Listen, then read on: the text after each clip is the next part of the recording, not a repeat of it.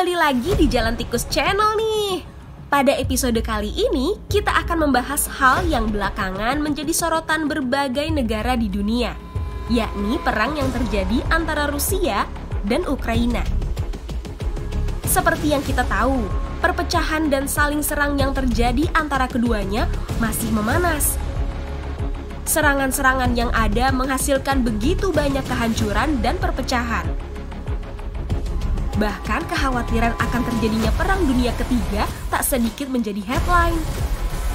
Sementara itu, diketahui kalau kedua negara, baik Rusia maupun Ukraina, sama-sama memiliki sumber daya nuklir. Sehingga kekhawatiran akan terjadinya bencana nuklir dari keributan yang ada tak terelakkan.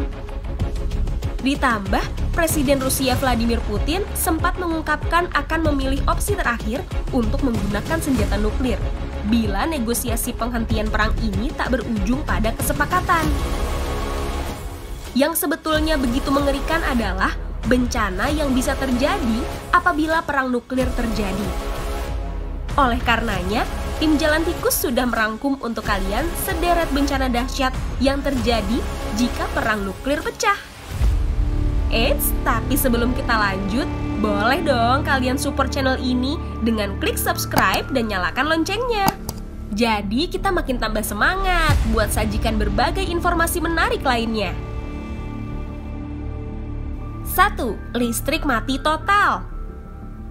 Ledakan nuklir yang terjadi bisa menghasilkan kekacauan luar biasa. Salah satunya melahirkan denyut radiasi elektromagnetik. Denyut radiasi tersebut bisa mematikan jaringan listrik yang ada di seluruh negeri. Bahkan sebuah uji nuklir menunjukkan saking kuatnya denyut yang dihasilkan ketika bom atom meledak sampai-sampai melumpuhkan lampu-lampu, televisi, hingga telepon yang ada di sekitar pusat ledakan hingga jarak 1.600 km. Coba kalian bayangkan, gengs, apa yang akan terjadi ketika listrik di suatu negeri padam? Tentu, imbas panjang mengerikan akan terjadi melihat listrik memiliki peran penting dalam kehidupan manusia. Pasokan makanan akan terganggu akibat penyimpanannya rusak. Sistem hingga data komputer bisa terhapus. Bahkan manusia bisa kesulitan untuk memperoleh air bersih. Bahkan meluas ke masalah-masalah baru lainnya. Perlu waktu yang begitu lama untuk pulih dari kerusakan yang dihasilkan. Bahkan diperkirakan perlu 6 bulan untuk memperbaiki kerusakan yang ada. 2. Kabut asap dan matahari tak nampak.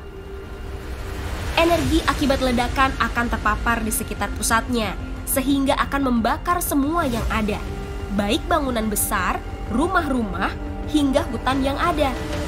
Lebih mengerikan lagi ketika tempat-tempat penyulingan minyak di suatu daerah ikut terpapar. Letupan hingga kobaran api tak bisa dihindari. Oleh karenanya, tempat-tempat semacam penyulingan minyak biasanya menjadi sasaran bom nuklir. Lebih lanjut, tak hanya kobaran api, asap jelaga yang beracun juga dihasilkan dari api pada ledakan-ledakan tersebut. Awan asap akan menutupi permukaan bumi, melebar dan meluas menyebar terhembus angin hingga menutupi seluruhnya. Pemandangan ke langit tak lagi tampak, yang ada hanya awan-awan hitam. Bahkan perkiraan di tahun pertama, matahari tak dapat terlihat bersinar. Entah berapa lama awan tersebut akan mulai tersingkir dan manusia bisa lagi melihat birunya langit. Bahkan ada sumber yang menyebutkan kalau langit biru baru diduga terlihat 30 tahun kemudian. 3. Bumi terlalu dingin.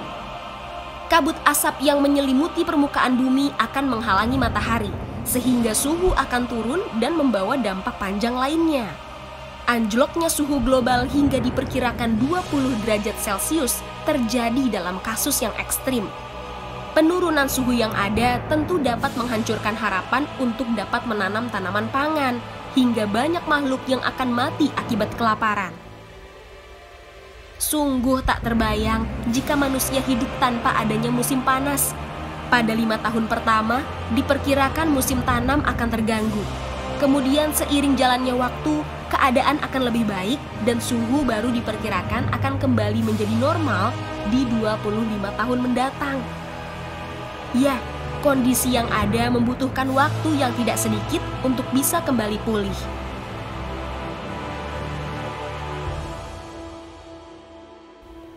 Empat, lahir badai besar. Dugaan mendapatkan serangan badai yang hebat dan bertubi-tubi diperkirakan akan terjadi setelah 2 atau 3 tahun setelah kegelapan mengerikan yang sebelumnya kita bahas terjadi. Stratosfer yang berhamburan tak hanya menyebabkan terhalangnya sinar matahari, namun juga membawa dampak pada cuaca di bumi. Hal tersebut dikarenakan adanya pengaruh pada pembentukan awan yang memungkinkan untuk lebih menghasilkan hujan. Sebelum kondisi menjadi lebih baik dan normal, diperkirakan akan terjadi hujan yang bisa dibilang hampir terus-menerus dalam bentuk badai yang ganas. Meski suhu di bumi akan anjlok dan terjadi musim dingin, namun laut terbilang masih tetap hangat dan perlu waktu yang lebih lama untuk menjadi lebih dingin. Kondisi tersebut membentuk badai-badai ganas yang ada di sepanjang tepi samudra selama bertahun-tahun. 5. Sobeknya lapisan ozon.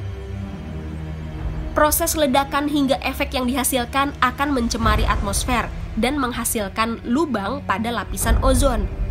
Hal ini akan membawa masalah baru ketika gelapnya awan akan mulai tergeser. Segala sesuatunya tak lagi bisa menjadi normal.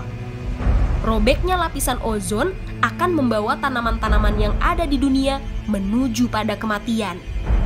Dan penyintas yang bertahan akan menghadapi mutasi pada DNA mereka. Cerahnya langit ketika awan mulai bergeser tak lagi sama. Pertanian tanaman pangan akan begitu sulit dilakukan.